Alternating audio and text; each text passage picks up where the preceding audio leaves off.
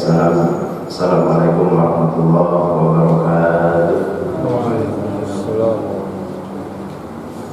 Bismillahirrahmanirrahim. Qabla kulli awal wal akhir ba'da kulli akhir. Wal awalu wal akhiru wal zahiru wal batin. Nahmaduhu wa nasta'inuhu wa nastaghfiruhu wa na'udzu billahi min syururi anfusina wa min sayyiati a'malina. May yahdihillahu fala mudilla lahu wa may yudlilhu fala hadiya lahu. Asyhadu an la ilaha illallah wahdahu la syarika lahu wa asyhadu anna Muhammadan abduhu wa rasuluhu la nabiyya ba'dahu. Sallallahu wa sallallahu ala habibina wa syafiina wa karimina wa maulana Muhammadin sallallahu alaihi wasallam wa ala alihi wa ashabihi wa man tabi'ahum bi ihsan ila yaumil qiyamah. Amma ba'du, rabbi ishrah li sadri wa yassir li amri wa hlul 'uqdatam min lisani yafqahu qawli waj'al li wazira min ahli. Hadirin para tamu Allah, para tamu kekasih Allah yang saya hormati, yang saya muliakan, khusus Ketua DKM kita Al-Mukarram Bapak Haji Suarso dan segenap para pengurus masjid yang kita cintai dan seluruh jamaah yang telah meluangkan waktu, menyisihkan waktu yang digunakan untuk mengabdikan diri kepada Allah Subhanahu wa Ta'ala dalam rangka ibadah yang mulia, ibadah yang agung, ta'limul muta'allim. Mudah-mudahan kita berharap kepada Allah penuh dengan roja yang tinggi. Mudah-mudahan seluruh rangkaian ibadah yang sudah kita kerjakan, yang sedang dilaksanakan, diterima, dibalas oleh Allah Subhanahu wa Ta'ala. Begitu juga kita manusia, makhluk yang lemah, yang banyak salah, banyak hilaf, banyak kekurangan-kekurangan dalam beribadah. Kita mohon kepada Allah yang Maha Pengampun, mudah-mudahan dosa-dosa kita, kehilafan kita, kekurangan dalam ibadah kita diampuni, dimaafkan oleh Allah Subhanahu wa Ta'ala. Begitu juga di tempat yang agung, tempat yang mulia ini, kita banyak keinginan, banyak doa. Mudah-mudahan seluruh doa-doa kita didengar, dijawab oleh Allah Subhanahu wa Ta'ala. Amin ya Allah ya Rabbal alamin. Hadirin para jamaah majelis sholat duha yang dirahmati, yang dimuliakan Allah Subhanahu wa Ta'ala,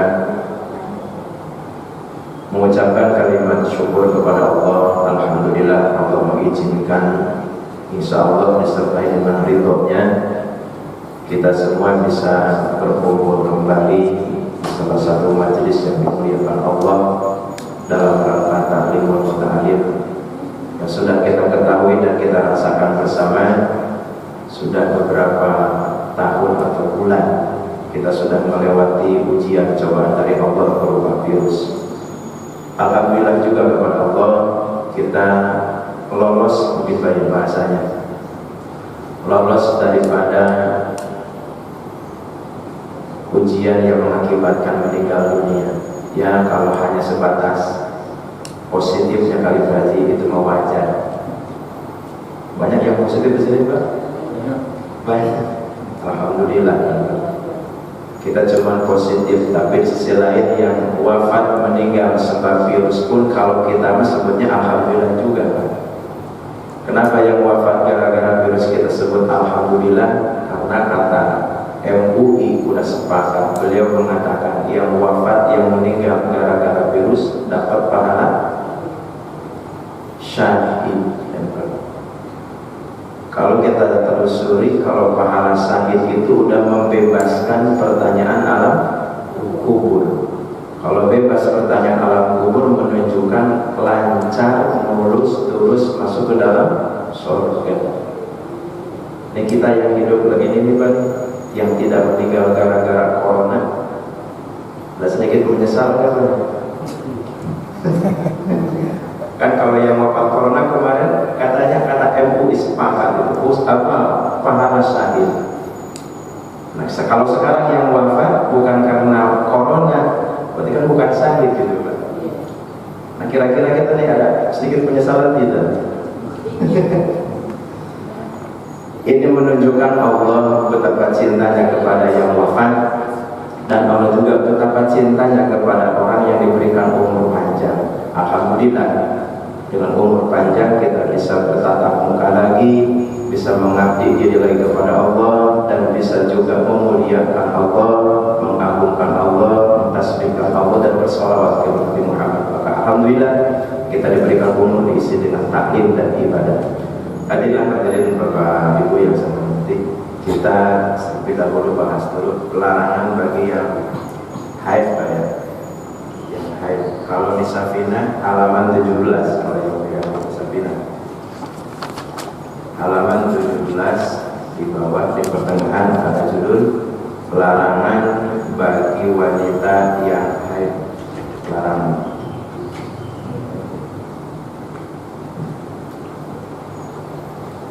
Saya nanya dulu ke bapak-bapak yang sudah nikah. Saya sudah nikah.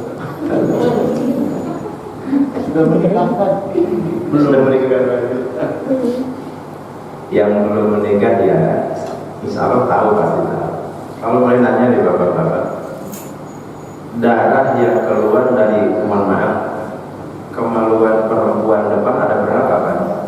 Berapa macam? Saya tanya bapak-bapak ya. Saya bilang bapak-bapak, darah yang keluar dari, mohon maaf, lubang depan perempuan ada berapa macam? Nifas. 1 nifas, 2 haid, 3 ibu-ibu diam aja. 3 memesan. 3 mimisan. 1 nifas. Apa darah nifas? Darah yang keluar selesai melahirkan. Waktunya ada yang 30 hari, 1 bulan, ada yang 40 hari, dan ada yang paling banyak sampai 60 hari. Yang kedua, ada darah yang disebut darah haid. Darah haid ini kalau umur minimal umur 9 tahun sudah keluar haid, udah sah itu haidnya. Waktunya 1 hari 1 malam, 7 hari atau 1 pekan, paling banyak 15 hari. Nah yang ketiga ini yang jarang bapak-bapak paham lah, ternyata cuma 2 jawabannya, nifas dan haid. Yang ketiga ada yang namanya darah istihadah. Apa Pak? Istihadah. Apa itu istihadah? Darah yang keluar lebih daripada waktu nifas. Tadi waktu nifas paling banyak itu 60 hari. Ini mah lewat 61, 62, 63 sampai umpamanya 65 hari sudah besar. Nah, darah yang keluar daripada lebih daripada waktu nifas itu disebutnya darah istihadah. Yang kedua, kategori istihadah, darah yang kalau keluar lebih daripada waktu haid. Tadi waktu haid yang paling lama 15 hari. Nah yang ke-16 harinya, ke-17 harinya, ke-18 harinya itu disebutnya darah istihadah. Kalau nifas, kalau haid ini haram sholat, haram membaca Al-Quran dan seterusnya. Tapi kalau darah istihadah ini mah halal. Halal baca Quran, halal sholat, bahkan mohon maaf halal juga hubungan suami istri. Jadi bapak ketika suami istrinya bilang, ayah saya lagi keluar darah, tanya dulu, darah apa mah? Haid, istihadah, apa nifas? Jadi ada nama-nama tertentu. Nah di sini larangan bagi orang yang haid berarti yang keluar darah haid minimal 1 hari 1 malam, maksimal paling banyaknya 15 hari 15 malam. Apa larangan bagi yang haid? 1 Satu, kalau di kitab Safinatun Najah, satu dilarang haram hukumannya. Wa yahrumu bil haidi asyaratu asya. Ada 10 larangan haram untuk orang yang haid. Satu, haram sholat. Sholat ada 2, sholat wajib, sholat sunnah. Yang wajib pun dibagi 2. Ada yang wajib adaan dalam waktunya. Yang kedua ada disebut wajib qodoan, sholat yang di luar waktunya. Yang sunnah dibagi-bagi lagi. Ada yang disebut sunnah rawatib yang sudah terbiasa. Yang kedua ada sunnah bukan termasuk rawatib. Yang jelas yang disebut namanya sholat haram dilakukan bagi orang yang dalam posisi haid. Sampai-sampai dalam kitab fikih, bahkan kitab Bahyan pun ada di situ, yang termasuk mirip sholat pun tetap tidak boleh. Mana? Seperti hanya sujud syukur atau sujud tilawah. Sujud syukur kan bukan sholat, tapi itu sebagian dari sholat. Nah, orang yang sujud syukur, orang yang sujud tilawah tetap harus bersih daripada haid. Berarti orang yang haid diharamkan untuk melakukan sholat atau semisal seperti halnya rangkaian sholat seperti tadi sujud syukur. Sholat dilarang kenapa? Mungkin sedikit kenapa? Kok yang haid dilarang sholat? Kita sudah tahu, karena orang haid itu kan keluar darah. Yang namanya darah itu hukumannya najis. Berarti haram orang sholat membawa najis. Nah gitu Pak, alasan paling pokok. Jadi nomor pertama, larangan bagi orang yang haid tidak boleh sholat. Nah di sini paling enak di sini Pak nih. Bagi kaum perempuan mah sholat itu ada liburnya ya. Sudah malas sholat, tiba-tiba haid, wah kesempatan tambah jadi tambah jadi.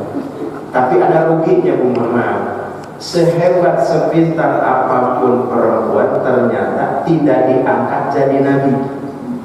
Nah ini Pak, kalau boleh ditanya, kenapa sih jumlah nabi berapa coba Pak? Ayah ingat jumlah nabi 124.000 jumlah nabi. Jumlah rasul yang masih ingat 313. Kalau yang 25 nabi mah kata para ulama itu dituntut hafal. Itu hafal. Apa itu 25 Pak? Satu nabi ada 25 nabi Muhammad dan cepat aja Pak. Sisanya PR. Ya, jumlah nabi yang begitu banyak, rasul begitu banyak, tidak ada satu pun yang dijadikan nabi dan rasul perempuan. Ibu jangan ngiri dulu. Kenapa? Karena tadi perempuan itu agamanya tidak sempurna. Mana yang tidak bikin sempurna? Sholat ada larangannya, puasa ada larangannya. Itu alasannya. Jadi kenapa perempuan gak ada jadi nabi dan rasul? Ya tadi, karena fitrah perempuan pasti keluar haid. Nah ini makanya jadi dalil. Jadi mana orang perempuan ngaku-ngaku jadi nabi? Ada kan Pak ya? Siapa tuh? Jibril. Lihat Eden kan dia jadi nabi, jadi malaikat, udah mati kan Pak ya? Kiamat nggak jadi itu gara-gara dia betul. Nah ini alasannya Pak. Jadi perempuan itu sehebat apapun, tapi kalau perempuan ada yang sampai ke derajat waliyatullah. Jadi walinya Allah, banyak perempuan. Jadi bagi perempuan yang haid tidak boleh melaksanakan sholat, haram hukumannya. 2, lebih cepat dulu. Wat tawafu, larangan bagi yang haid, dilarang tawaf. Tawaf di mana, Pak? Tawaf di mana? Di Masjidil Haram. Kalau di Indonesia ada tawaf tidak, Pak? Di mall. Ibu-ibu yang sering tawaf di mall. Tawaf haram hukumannya bagi orang yang haid. Kenapa? Karena tawaf masih satu kategori dengan sholat. Maka orang yang tawaf bukan cuma bersih dari haid, dan dia juga harus suci daripada hadas kecil.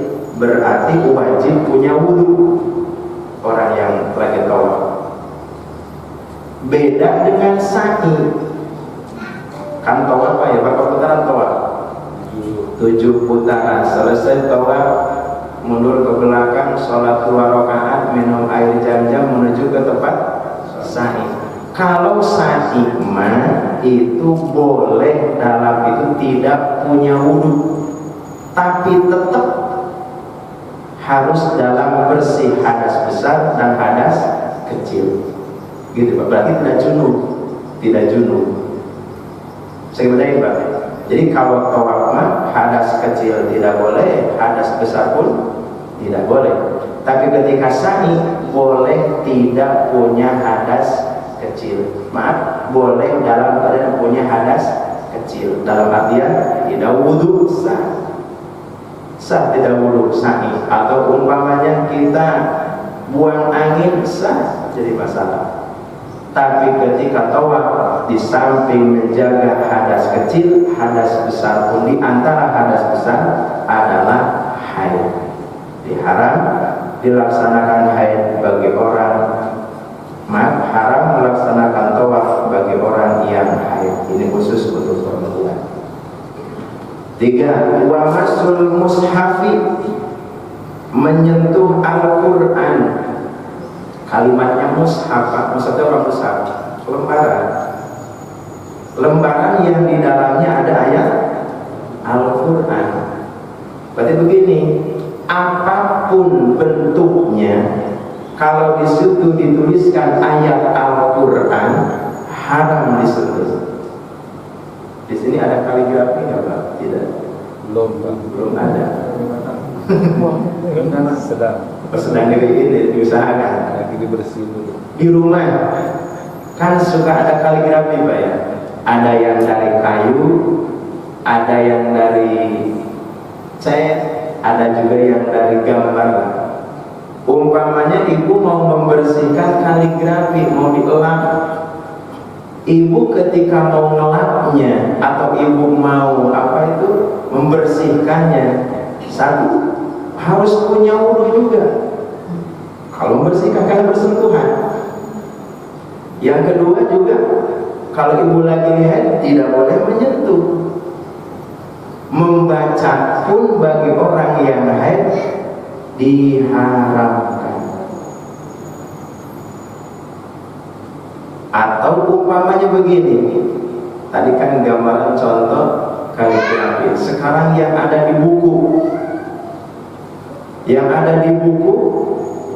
untuk buku yang lainnya boleh dipegang, tapi untuk ayat Al-Qur'annya tidak boleh disentuh.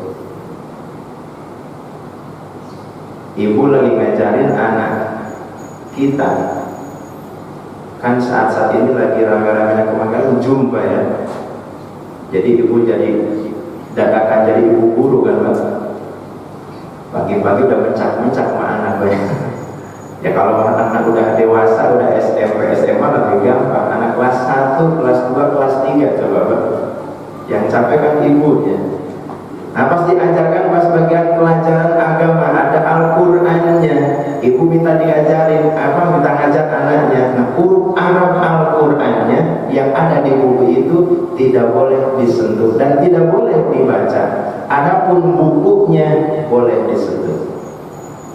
Jadi bagi ibu yang haid tidak boleh menyentuh Al-Qur'an.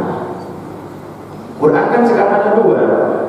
Ada Quran yang ada artinya. Yang kedua ada Quran yang tidak ada artinya.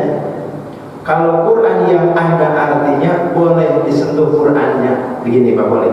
Bahkan dipindah pun boleh, dibawa pun boleh. Apa alasannya? Karena di situ lebih banyak bukan Al-Qur'annya daripada Qur'annya. Atau lagi sekarang lebih modern, yang seperti halnya di HP. HP kan sekarang aplikasi Qur'annya, Pak. Kalau pas muncul aplikasi Qur'annya ada artinya, terjemahannya, boleh Bapak pegang HP-nya. Tapi tetap Arabnya nggak boleh ditunjuk, nggak boleh nyentuh. Tapi kalau pas keluar aplikasinya di situ hanya Arab atau Qur'annya, HP-nya langsung simpan, boleh dipegang. Kenapa? HP termasuk mushaf, karena yang muncul Arabnya saja.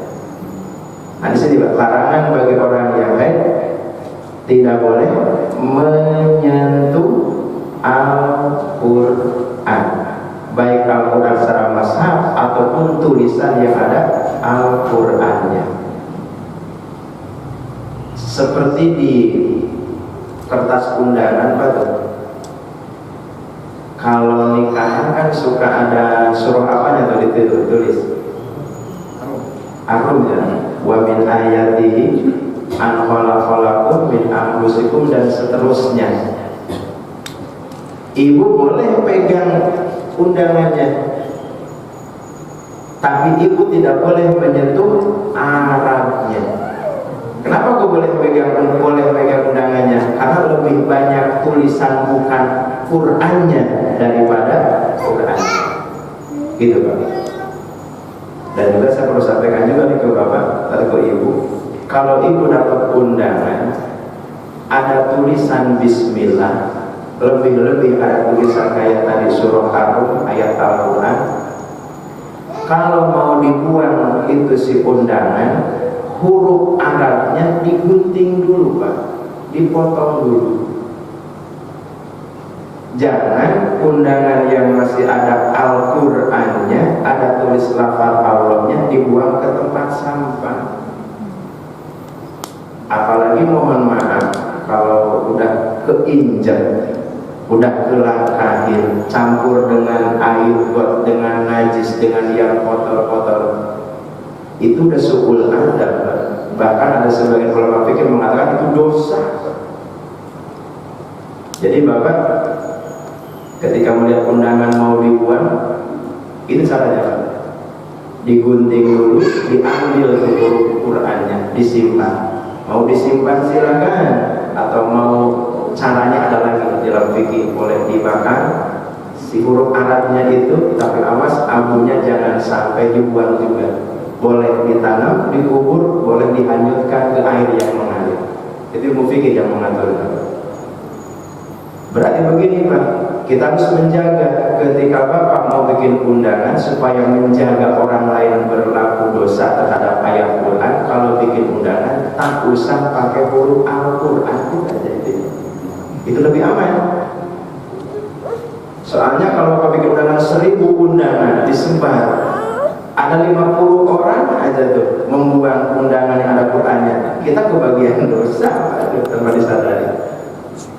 Kita dapat transfer dosa tuh dari itu.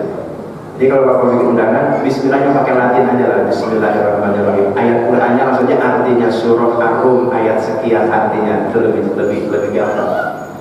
Kan kita kalau dapat undangan yang pertama dibaca apanya Pak? Coba saya tanya, dapat undangan kalau dibacanya apa? Padahal jelas di situ disuruh ibadah dulu mana? Bismillahirrahmanirrahim. Pasti dibuka kan? Dibaca nggak Bismillah juga? Dibaca ayat Al-Quran itu? Tuh, nggak dibaca juga. Padahal mahal bikin berapa? Ada 10.000 Pak ya, kalau kita 10.000, 20.000. Maka bikin kamu sama mahal-mahal pernah selembar aja terfotokopi sebagian. Tapi kan kita menghormat Pak ya, menghormat. Jadi dalam urusan Quran, khususnya ibu atau kita bersama yang junub tidak boleh menyentuh Al-Quran. termasuk mushafnya. Kalau di situ tidak ada campurannya, maksudnya tidak ada artinya, apalagi tafsir yang lainnya. Nomor 4. Sebelum lanjut nomor 4, silakan ada yang mau disampaikan dulu. Sholat, tawaf, menyentuh Al-Quran supaya ini tidak kebanyakan. Gimana? Menghafal itu Pak. Gimana? Dia lagi haid tapi dia menghafal trikul Allah. Oh iya, iya. Ibu lagi haid, Iya. diundang tahlilan. Masa menembai kita? Yang lain materi kita tanya kenapa Bu? Haid. Apa begitu Bu? Kalau ayat Quran sudah dijadikan wirid, kalau Quran sudah dijadikan zikir, itu lain hukum. Contoh mana? Ibu pengen ngambil, maaf ibu ketika tahlilan, kata Pak Ustadznya, mudah-mudahan ibu yang syukuran ini umurnya berkah, rumah tangganya sakinah, bibarokatil Fatihah, dengan keberkahan suratul. Ibu baca kan? Niatnya apa tuh? Kan mencari berkah dari sebab suratul itu boleh. Berarti mana yang dilarang? Larang tujuannya likiroah, tujuannya baca. Kalau tujuannya belajar, tujuannya cari berkah, tujuannya cari apa tuh sir, apa sih itu ya? Ya rahasia yang ada dalam surat itu dibolehkan. Bagus Bapak tadi. Kayak trikul itu kan udah umum Pak ya. Orang tahlilan dibacakan harus dibaca kul Allah. Atau juga begini, Bapak baca surah Alam Nasrah. Kenapa baca Alam Nasrah? Saya ini lagi banyak kesulitan. Baca Alam Nasrah atau ibu baca Alam Nasrah. Tujuannya apa nih? Cari keberkahan daripada surah itu. Nah, maka dalam kitab I'anatul Talibin ada apa? Yang diharamkan atau yang tidak boleh itu tujuan membaca ayat suci Al-Quran. Kali kalau tujuan kayak tadi untuk mengulang hafalan, cari keberkahan, cari sir yang ada dalam surah itu dibolehkan, tidak diharamkan. Bagus Bapak. Ada lagi? Itu malah nyambung ke nomor 4 ya. Nomor berapa tadi? 6. Iya nomor 6. Ada lagi Pak? Silakan Ibu.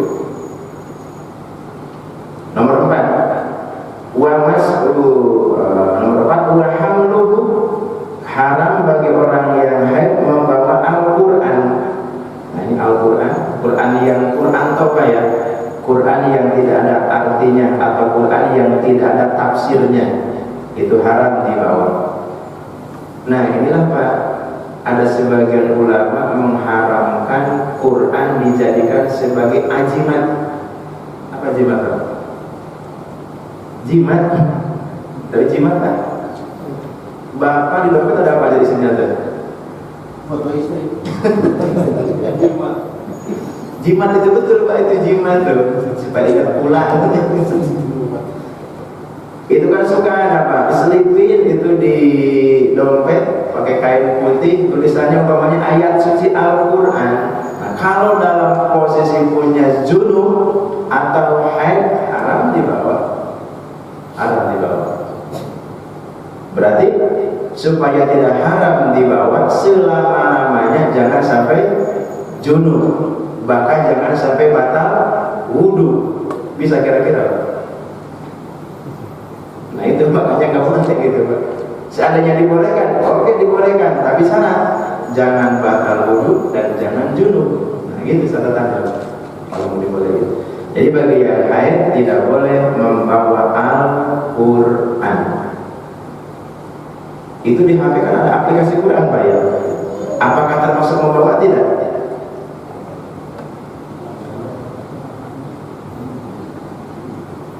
Termasuk membawa? Tidak. Kalau belum muncul ke layar, disebutnya. Tapi kalau sudah muncul keluar ke layar, baru disebutnya Quran. Itu bedanya Pak. Sekarang kan yang udah maju lah Pak, yang udah maju. Soalnya begini Pak, kalau yang tersimpan yang belum muncul itu dilarang, ini kasihan orang yang hafal Quran. Seperti Bapak ini yang hadir lah, kan hafal Quran nih Bapak. Betul kan Pak? Hafal Quran Bapak ini jangan dikira. Ibu hafal Quran ini, hafid-hafid ini semua. Betul saya Pak. Coba siapa yang hafal surah Al-Fatihah? Hafal semuanya. Jadi hafid-hafid cuma beda kapan hafal 30 juz, kita hafal 3 ayat, 3 surah. Beda dikit aja Bapak. Gitu. Nah, orang yang hafid Quran tidak boleh diucapkan ketika di kamar mandi. Tapi boleh nggak di kamar mandi orang hafid Quran? Boleh. Coba bayangin Pak, kalau orang yang hafid Quran nggak boleh junub gimana coba Pak? Atau perempuan. Makanya kalau masuk dalam memori belum diucapkan tidak jadi masalah. Tapi kalau dimunculkan, dikeluarkan, atau dilafalkan, baru ada aturan di situ. Sama kayak di HP, kalau belum muncul keluar, belum ada hukum. Tapi udah keluar, muncul di layar, ada hukum. Jadi bagi yang haid tidak boleh membawa Al-Quran yang tidak ada tambahannya atau artinya atau tafsirnya. 5. Berdiam di masjid. Nah ini Pak, yang tadi disampaikan sama sepuh kita. Kalau di Sapinah, ini mudah Sapinah Pak, garis besarnya, pokoknya tidak boleh diam di masjid. Titik terus gitu. Ulama-ulama mengambil kenapa dilarang di masjid. Satu alasannya Pak, takutnya najis darah itu jatuh ke masjid. Jadi alasan kenapa orang yang haid dilarang ke masjid, satu alasannya tadi, takut darahnya jatuh ke masjid. Kan zaman dulu Pak, mohon maaf, belum ada apa namanya itu? Softtek. Belum ada wantek. Ya sebangsa gitu lah, belum ada kan Membalut.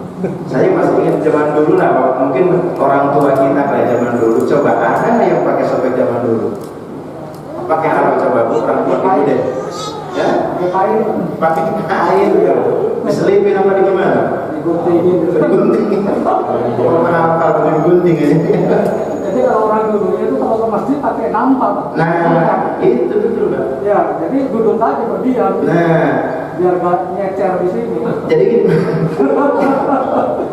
Jadi alasan kenapa orang haid dilarang ke masjid, satu, masjid kan disebutnya tempat suci.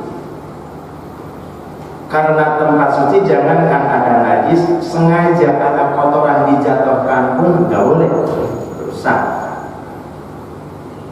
Karena masjid tempat suci, orang yang masuk membawa najis, jangan sampai najisnya ini jatuh ke masjid. Berarti begini Pak, karena alasannya takut jatuh, berarti begini, kalau orang bisa menjaga najis itu tidak datang atau tidak jatuh ke masjid, boleh silakan ke masjid, boleh Pak. Jadi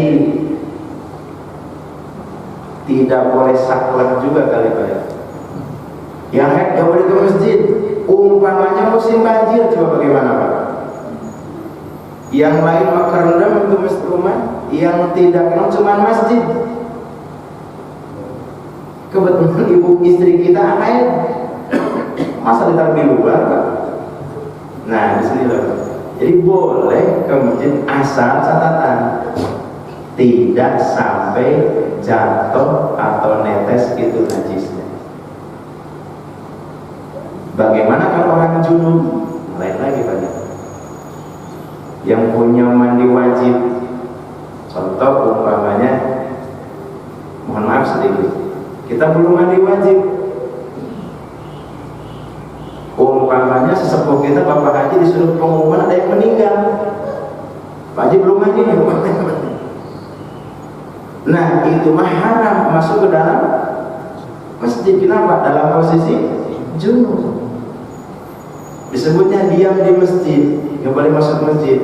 Tapi kalau lewat masjid boleh. Itu bedanya Pak.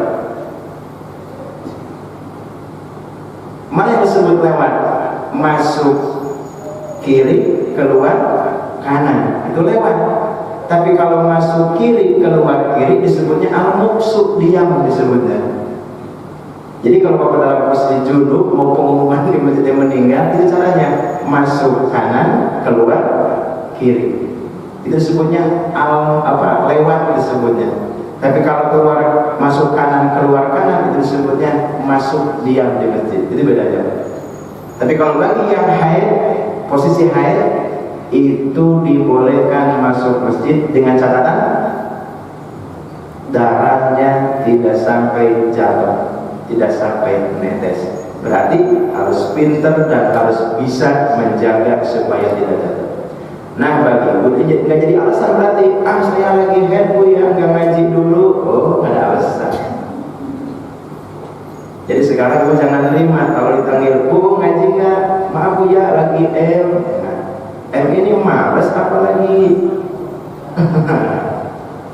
Asal bisa menjaga. Nah apa berkaitan dengan cara berkaitan dengan netesnya najis tadi dijabarkan sedikit.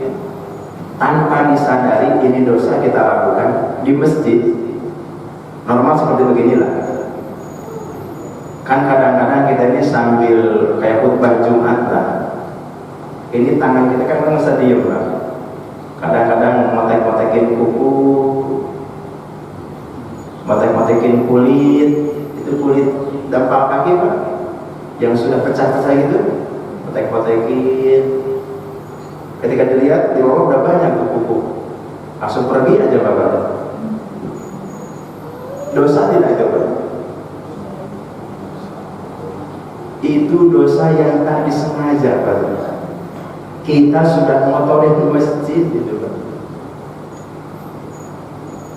Bahkan Nabi Muhammad memuji, bahkan sampai Nabi Muhammad kelihatannya menyesal ketika ada orang, kalau kita memerlukan suka bersih-bersih masjid, meninggal.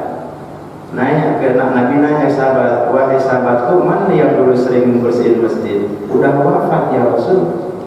Kata Rasul, kenapa enggak bilang-bilang sama saya? Tunjukkan di mana makamnya. Di sana ya Rasul. Rasul datang ke makam itu dan Rasul menyolatkan di situ. Berarti Rasul sholat apa disebutnya Pak? Sholat gaib. Kenapa Rasul sampai begitu menghormat orang yang membersihkan masjid? Karena setiap debu yang dibuang dari masjid, satu titik dosa hilang darinya. Debu banyaknya, masih berapa banyak? Itu menggugurkan dosa. Berarti orang yang bikin sampah, bikin kotor masjid, nambah dosa, gitu Pak. Jadi hati-hati urusan masjid. Jadi kembali lagi, haram atau larangan bagi orang yang haid di dalam masjid bagi perempuan kalau memang dasarnya najisnya itu jatuh ke masjid. Tapi kalau bisa menjaga, itu boleh ke dalam masjid. Sebelum lanjut ke nomor 7, nomor 6 sudah tadi kita bahas. Silakan sampaikan dulu. Ada yang mau disampaikan? Jadi kesimpulannya baiknya ke masjid apa nggak usah ke masjid? Itu tergantung yang haidnya bisa tidak. Nah gitu dulu. Supaya nggak netes 3 lapis lah pakai. Nah gitu Pak. 4 lapis lah pakai. Kan kadang-kadang gini Pak. Biasanya ilmu fikih kan ada. Pertama kan netes, kedua harinya agak banyak. Biasanya keempat, kelima dulu. Kalau Pak banyak. Ketika mau berhenti, nah mulai dikit lagi. Itu datanya aja ke istri Bapak lah. Itu lebih gampang. Bagaimana cara banyaknya kalau darah haid gitu aja. Yeah. Jadi itu mah tergantung bagaimana cara pengamanannya. Begitu aja pengamanan. Ada lagi?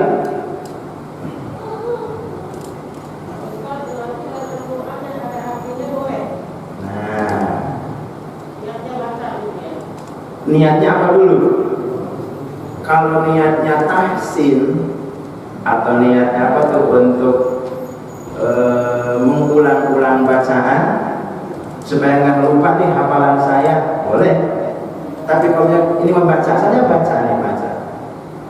Bahkan dibolehkan juga lita'alum, lita'lim, untuk belajar, boleh. Jadi yang dilarang itu bagi orang yang benar-benar imam baca aja lah baca. Nah itu yang tidak boleh. Tapi kalau tujuan karena keberkahan, karena sirnya yang ada di situ, nah itu dibolehkan.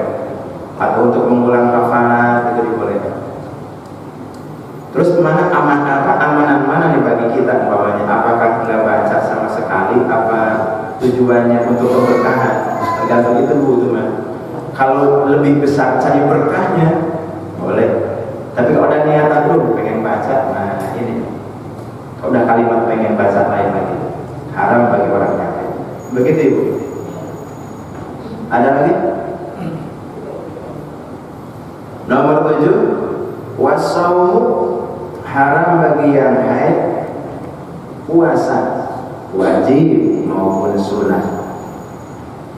Bahkan ketika puasa mah ibu haid wajib ada tanda dibatalkannya puasa. Contoh, tinggal 10 menit lagi nih waktu mau maghrib, keluar. Kata ibu, iya kalau tanggung amat nih keluar. Walaupun cuma 10 menit lagi, ibu wajib ada tanda dibatalkannya puasa. Bagaimana? Ya minimal meminum setetes boleh. Ini maksudnya apa? Supaya ada tanda dibatal puasa. Jangan begini, biarin aja lah, udah batal ini nanti udah begitu. Fikih menjelaskan kudu wajib harus ada tanda dibatalkannya puasa. Entah itu dengan minum, entah itu dengan makan, dan sebagainya. Begitu. Jadi haram puasa bagi orang yang haid, baik puasa wajib maupun puasa sunnah. Sedikit nyambung di bulan puasa.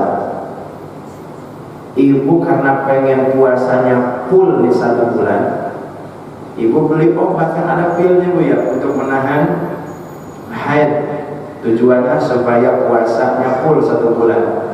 Itu ulama fikih mengharamkan Pak. Kenapa? Karena memang fitrah manusia dan puasa bisa dikodok. Tapi kalau ibadah haji, nah ibadah umroh ini beda. Ulama Indonesia bahkan dengan ulama Arab Saudi pun sepakat mewajibkan bahkan itu Mas. Kenapa? Ibadah haji terjadi hanya setahun sekali. Sudah begitu dananya juga bukan sedikit. Coba bagaimana Pak ketika umpamanya udah waktu wajib haji, ibu dalam posisi haid, bagaimana? Udah begitu biasanya ibu haidnya umpamanya lama lagi, seminggu 15 hari. Sementara rukun haji kan cuma 3 hari. Mau bagaimana gitu? Nah di sini apa? Makanya ulama Indonesia pun sepakat sebelum berangkat minum dulu pil menahan haid. Tapi ada terjadi juga Bu, waktu maaf sedikit saya umroh juga, ada jemaah dari berangkat 2 hari sebelum berangkat udah minum dulu pil.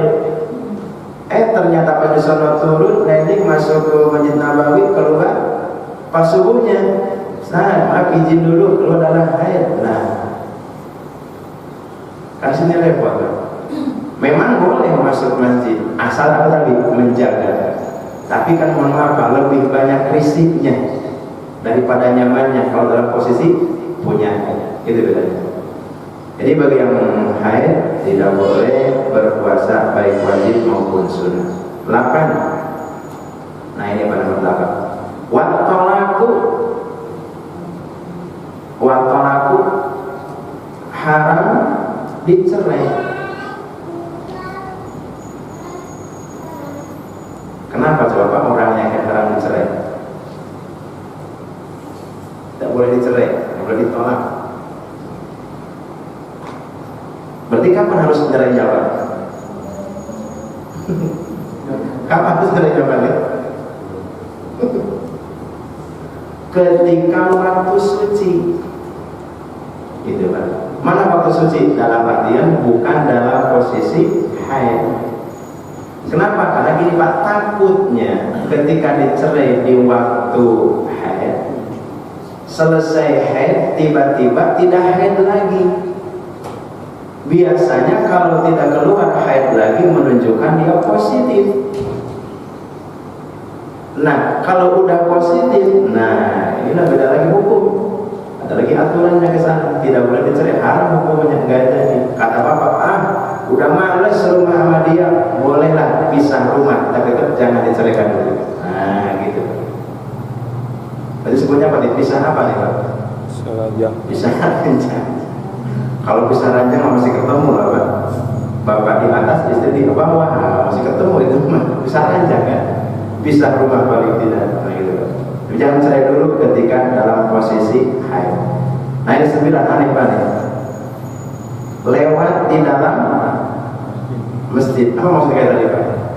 Ini sama alasannya seperti yang tadi, haram di dalam, berdiam di dalam. Kalau takut ada, kalau bisa menjaga darah tidak netes, jadi masalah lewat, jadi masalah. Ini pendapat Imam Fiqih dan yang lain. Tapi Bapak juga jangan heran, ada di kitab Kifayatul Ahyad, banyak pendapat di situ. Ada yang mengharapkan mutlak, haram mutlak ada Pak. Pokoknya yang haid nggak boleh masuk, nggak boleh lewat, ada gitu Pak. Ada yang membolehkan, silakan dengan syarat tadi bisa menjaga najis. Ada seperti itu. Mana untuk diri kita? Nah, silakan aja Bapak pilih mau yang mana. Kalau yang memilih yang membolehkan, jaga nih najisnya jangan sampai menetes. Kalau seandainya Bapak berpendapat ibu, pokoknya haram nggak boleh, tapi jangan membatasi buka masjid. Maksudnya gimana? Ketika ada kajian sekarang mentang-mentang haid, kan nggak boleh ke masjid, kan bisa di emperannya. Nah gitu. Jadi banyak cara, banyak jalan untuk tetap bisa meraih pahala khusus yang ada di sekitaran masjid. Nomor berapa Pak? Maka di bawahnya tuh, apabila perempuan yang haid khawatir mengotori masjid, gitu Pak. 10. Menikmati bagian tubuh antara pusar dan lutut. Nah, sudah paham lah Bapak itu juga. Antara pusar dan lutut, maksudnya apa Pak? Antara pusar dan, maksudnya tidak boleh bercumbu menikmati lubang depan perempuan ketika dalam posisi haid. Kalau dari pusar ke atas makasih aja, terserah tuh, gitu aja Pak. Dari pangkal paha ke bawah makasih aja tuh. Nah, tapi yang pokoknya, nah kalau perlu beli gembok aja. Kenapa? Karena Nabi bilang, ketika haid dipaksakan suami istri bukan sehat, justru malah jadi penyakit. Kenapa? Karena darah yang keluar itu hakikatnya itu darah penyakit. Takutnya masuk ke rahim. Takutnya keluar di situ campur air dengan sperma, campur dengan darah masuk ke rahim. Nah ini banyak bakteri yang bisa mengakibatkan rusaknya rahim. Coba Pak, Islam begitu apa ya? Perhatiannya sama kita. Perhatian banget sama kita untuk kesehatan diperhatikan. Jadi kalau ibu dalam posisi haid boleh bercumbu, tapi jaga area yang sensitifnya itu, jangan sampai kemasukan. Kalau sudah kemasukan, nah ini haram. Yang lakinya dosa, yang perempuannya pun sama juga dosa. Nah dilarang bagi orang yang haid melakukan itu ketika dalam posisi haid. Itu Bapak berkaitan dengan masalah larangan bagi orang yang haid. Ini lebih mudah, paling lebih gampang memahaminya. Jadi haram bagi yang haid: 1. Sholat, 2. Tawaf, 3. Menyentuh Al-Quran, 4. Membawa Al-Quran, 5. Berdiam di masjid, membawa Al-Quran, puasa, tolak lewat dalam masjid, menikmati bagian tubuh antara pusar dan lutut. Kalau ibu masih ada kitab Kifayatul Ahyar, baca di situ halaman berapa gitu? Itu lugas banyak di pendapat-pendapat ulama itu. Ada lugas di situ. Silakan ada yang mau disampaikan atau yang nambahin berkaitan dengan masalah larangan wanita yang haid.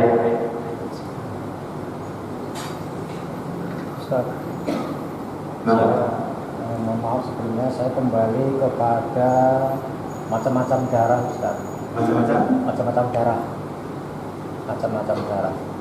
Nah, telah kita ketahui bersama bahwa konsekuensi dari darah haid dan darah istihadah itu kan berbeda. Yaitu ketika haid dilarang sholat, berpuasa, tawaf dan lain sebagainya.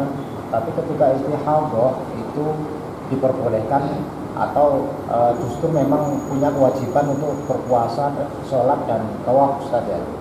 Nah, apakah ada ciri-ciri lain? Pertanyaan saya, apakah ada ciri-ciri lain untuk membedakan darah istihadah ini selain pada hari yang sudah ditentukan? Kadang-kadang ada wanita itu kebiasaannya hanya keluar 1 minggu.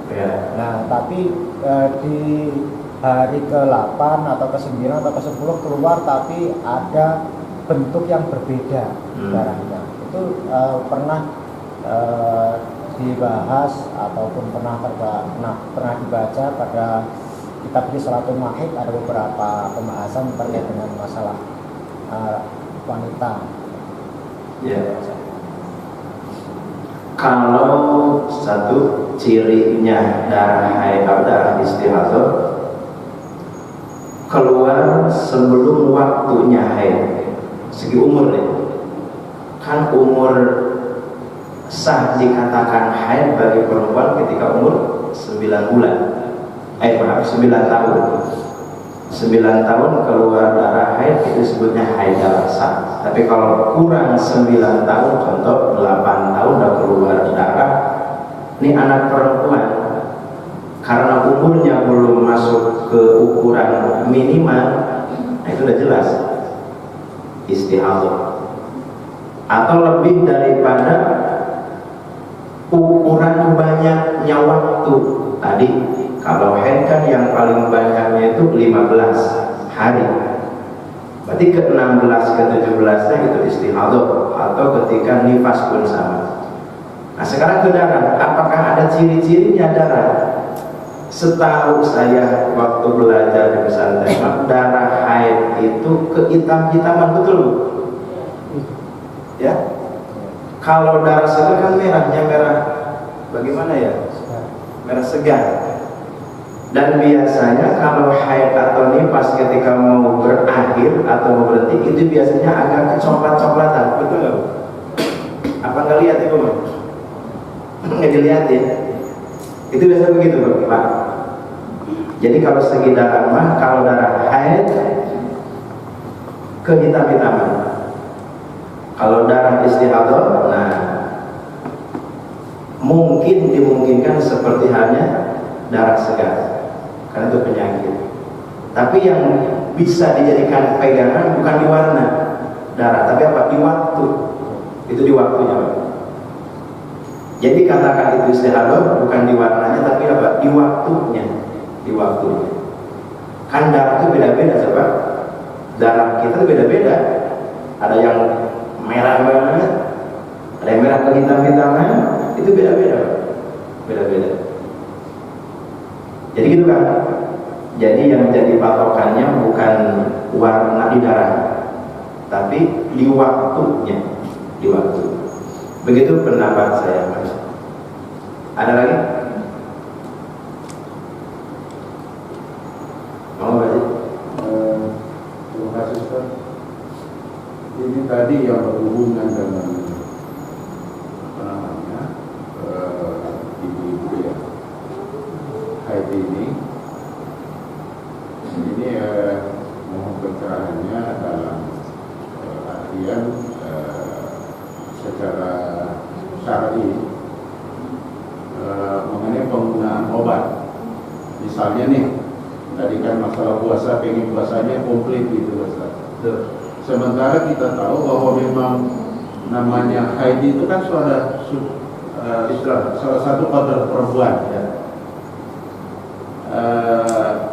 Jadi menurut hemat saya mana lebih afdal itu? Artinya begini, itu kan kembali kepada niat tadi. Sama tadi yang berangkat umroh umpamanya, berangkat haji, kan terbatas waktunya. Tapi kan memang itu tadi kembali kepada qadar. Jadi mau pencerahannya sebetulnya yang lebih afdal yang mana gitu Ustaz. Artinya ini kan kalau kita kembali ke niat, kan kita bisa mengatakan ya memang qadar saya, tapi kan tidak mengurangi pahala. Misalnya nih saya di Madinah umpamanya, saya kan nggak boleh ke masjid, tapi kan terpaksa untuk supaya apakah itu melakukan misalnya tadi minum obat atau apapun gitu, apa tidak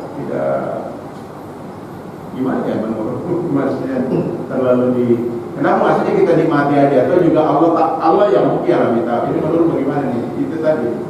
Betul, kalau kita lihat Allah Maha Tahu, jelas itu Maha Tahu. Nah, kita berusaha untuk mencari tahu.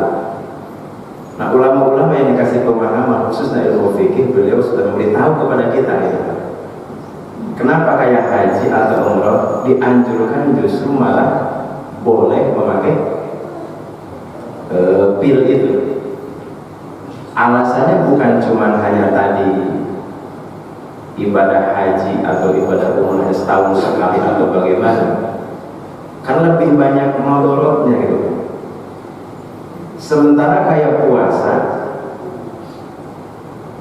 segi dana pun tidak pakai dana, segi waktunya luas apa puasa itu? Kan yang wajib hanya 1 bulan, sisanya 11 bulan. Ini waktu boleh dijadikan untuk qada. Sementara haji, waktunya berapa hari Pak haji Pak? Waktu haji, rukun haji tanggal 8, 9, 10. Tahun depan bisa dikodok? Bisa dikodoknya mah. Permasalahannya bisa berangkat aja besok, gitu Pak. Jadi ulama kenapa membolehkan? Karena dahulu lebih banyak mudaratnya. Sementara untuk ibadah puasa mah justru nggak ada mudaratnya. Betul kata Pak, kan juga bisa dapat pahala. Iya, walaupun tidak selalu dapat pahala, tapi kedepannya kita mau berangkat lagi belum bisa berangkat. Apalagi sekarang yang tadinya nunggu 15 tahun jadi nunggu 30-20 tahun. Jadi alasannya karena lebih banyak mudaratnya daripada tidaknya. Ya artinya kan Ustaz, secara hukum fikihnya memang itu dianjurkan seperti itu.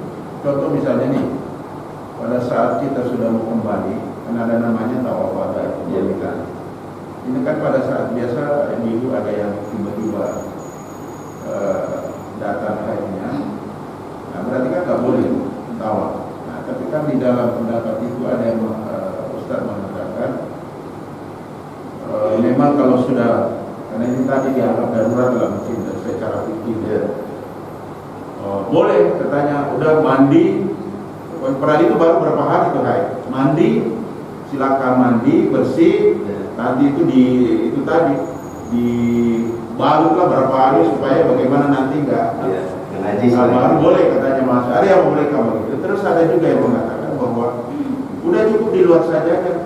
Itu kan tawaf wada itu kan bukan hukum dari dianggap sunnah, bukan hukum dari misalnya umrah atau haji. Nah ini mau pencerahan itu gimana? Dianggap darurat juga ya? Betul loh Pak. Makanya saya tadi sampaikan, ketika masuk masjid sama kan Mekah, Masjid Nabawi, Masjidil Haram itu sama-sama masjid juga. Maksudnya kalau bisa menjaga tidak menajisi masjid itu silakan. Tapi disebutkan masalah tawaf. Tawaf itu masih dalam satu makna kategori dengan sholat. Kalau pemahaman saya, khususnya mazhab Syafi'i, tawaf walaupun tawaf wada, tawaf wajib, tawaf rukun tetap tidak boleh dilakukan bagi yang punya haid. Adapun iya, saya juga insya Allah mengatakan boleh tawaf kalau itu dulu bagi yang haid. Mungkin kemungkinan ini bukan bermadhabkan Syafi'i, karena ada beberapa empat ya. Ada Hambali, ada Maliki, ada Hanafi. Bahkan kita pun kayak ke Mekah atau haji atau umroh kan kita sedikit atau banyak pindah madhab. Di sini kita lagi perempuan batal wudhu, kira di sana mah berjabatan tangan masih kita tetap sholat. Nah, mungkin sini pindah. Mungkin itu ambil atau pembimbing haji atau umrohnya mengambil pendapat daripada mazhab yang lain. Silakan, tidak jadi masalah. Yang jadi masalah itu tidak tahu awal dan ujungnya, tiba-tiba kita melakukan tanpa pengetahuan ilmu kita. Nah, itu yang mau dibilang. Gitu mungkin Pak Haji tema saya. Ada lagi? Bapak Ibu? Mau Mas?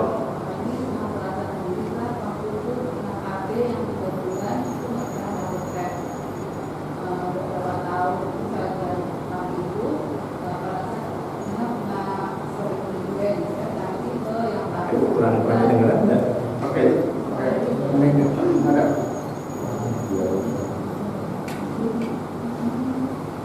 Simpel aja Pak. Saya waktu itu pernah KB yang 3 bulan itu nggak pernah dapat cek selama saya kurang lebih ada 7 tahun KB itu. Saya mau tanya itu menurut agama kayak gimana? Sama nggak dapat cek harusnya dapat dari 1 bulan. Terus akhirnya saya pindah ke yang 1 bulan itu dapat cek cuma nggak teratur. Jadi kadang belakang pas dapatnya itu terus cuma flek. Nah, pas kebetulan itu kadang kaki keluar sampai bubur itu nggak keluar. Saya bubur itu saya mandi dulu saya ibadah untuk sholat terus nanti keluar pas asar keluar lagi itu cuma mati udah saya. Jadi teratur kan maksudnya kalau kadang malam subuh udah nggak keluar lagi. Iya. Betul Ibu. Di sisi lain KB itu bagus di sisi lain. Tapi di sisi lain juga itu pengaruhnya Ibu ke masalah haid. Jadi keteratur juga. Kalau Ibu kejadian seperti itu, lihat kepada sebelumnya. Sebelum Ibu KB umumnya Ibu haid berapa hari? Biasa berapa hari Ibu sebelum Ibu pakai KB? Nah, ketika udah tahu sebelumnya Ibu 7 hari, terus selesai gitu Ibu KB, lama-lama nggak keluar, tiba-tiba keluar lagi, jadi mencelah bahasa kita Mbak. Hari ini keluar, besok enggak, besoknya keluar lagi. Itu ditumbuhkan dulu Ibu, kalau udah ketahuan. Kata berarti saya nggak sholat dong. Nah gitu banyak kan. Kalau udah tahu mencelah gitu, berapa waktu nih, berapa hari. Nah udah ketahuan, oh biasanya hari ini keluar, besoknya enggak lagi, keluar lagi. Nah, udah ketahuan seperti itu, tinggal ditumbuhkan. Tapi ada sebagian pendapat ini Bu, karena kita tidak tahu gara-gara mencelah ini apakah berakhir apa tidak, itu ketika Ibu berhenti dari dapat darah haid, Ibu silahkan mandi dan sholat. Udah berhenti nih, udah berhenti darahnya, Ibu silahkan mandi dan silahkan sholat. Selesai sholat, umpamanya pada sholat zuhur, nah biasa udah berhenti nih. Pas mau maghrib keluar lagi. Nah ketika keluar itu Ibu nggak usah sholat lagi, berarti masih dalam posisi haid. Kenapa kita disuruh sholat tadi ketika nggak ada haid? Ini ikhtiar kalau bahasa begitu. Apa itu ikhtiar? Hati-hati, jaga-jaga, takutnya selamanya nggak keluar lagi darah haid. Gitu. Jadi kalau Ibu terjadi mencelet tadi darahnya keluarnya, lihat ke hukum awal, kebiasaan awal. Kalau biasanya 7 hari, nah lihat nih ketika ini ada keukuran 7 hari atau sepekan atau seminggu gitu. Jadi pokoknya Bu, catatan bagi Bu supaya Bu hati-hati supaya tidak meninggalkan sholat. Kalau tidak keluar haid, buru-buru mandi, buru-buru sholat. Ada pun nanti udah lama sehari keluar lagi. Nah ketika keluar darah nggak usah sholat, gitu aja. Kenapa? kita ketika enggak keluar haid, kita mandi, kita sholat, ikhtiar, hati-hati, takutnya tidak keluar lagi selama-lamanya. Begitu. Itu hemat saya ikhtiarnya, hati-hatinya. Ya kan ibu untuk urusan darah, mohon maaf. Ini bapak-bapak sering tanggung jawab bapak-bapak kan yang menentukan sahnya itu kan suaminya. Alhamdulillah ibu bisa ngaji meringankan beban suami. Jadi itu ikhtiar ibu. Jadi ketika enggak keluar jadi ibu bersolat aja, ikhtiar sholat saja. Gitu bu, ikhtiar, lebih ikhtiar. Ada lagi bu? Tadi Pak yang dampak karena KB terus selama 3 bulan nggak keluar itu dia sholat berarti Pak? Kan nggak keluar haid berarti tetap sholat. Sholat 3 bulan itu ya? Sholat. Jadi dari dampak KB itu begitu ke masalah haid, itu dampaknya di situ. Ada yang setahun nggak keluar. Sama kan Pak dengan ada yang ibu-ibu yang mau menopause sudah ya? Mau menopause Pak, mau berhenti tidak haid tuh. Nanti kan itu persiapan untuk tidak haid selamanya tuh Pak ya. Nah artinya pada saat dia keluar tidak sholat, pada saat tidak keluar sholat, pada saat pada keluar tidak sholat gitu. Ya jelas gini aja Pak, kalau itu masa keluar darah haid, jangan sholat itu intinya. Tapi ketika lebih daripada waktu keluar darah haid, baru kita sholat. Intinya begitu. Makanya kita sampaikan ada ukuran. Ya kan 6 hari tujuan itu tidak terus-terusan keluar kan? Kadang-kadang 2 jam sekali keluar, gitu bu ya. 3 jam sekali keluar. Apalagi kalau mau berhentinya karena cuma plek warna kecoklatan saja, kayak gitu. Jadi ketika keluarnya tidak dianjurkan kalau itu masih waktunya haid. Udah keluar daripada waktunya tadi lebih daripada 15 hari, itu walaupun keluar itu bukan haid soalnya, tapi termasuknya darah istihadah, gitu. Itu kalau KB yang 3 bulan itu kan nggak keluar haid. Misalnya nggak keluar haid, kita ada berdosa apa nggak dari dosa apa tidak? Kita kan harusnya kita keluar haid itu ditangkap ada KB kita dari dia nggak ada haid. Oh selama 3 bulan itu nggak haid itu ya? Iya. Maksudnya dosa apa tidak? Iya. Saya nggak tahu kalau dosa apa tidak bu ya. Yang penting ibu kalau itu masih sholat nggak dosa itu gitu aja bu. Emang betul bu dari entah itu KB yang sifatnya obat atau KB yang apa tuh yang ditanam itu bu? Susuk ya, susuk.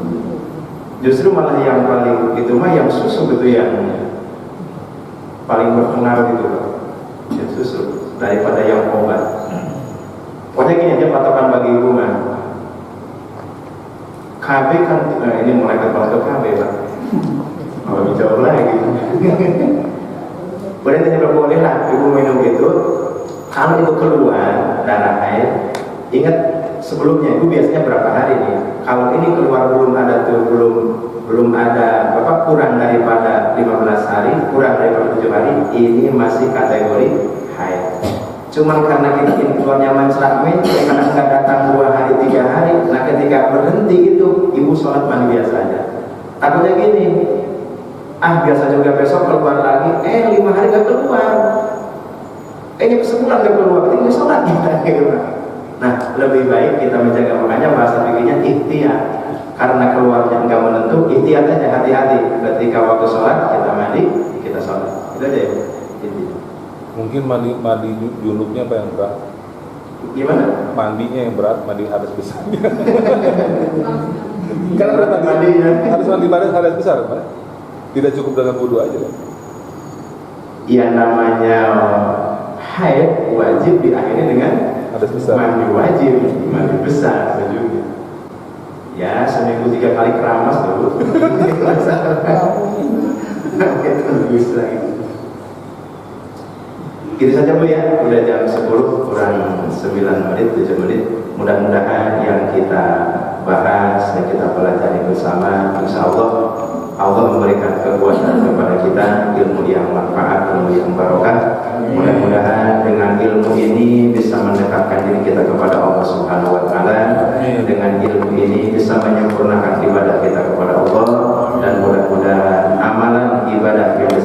ilmu insya Allah yang akan mengantarkan diri kita meraih ridhonya Allah Subhanahu wa Ta'ala.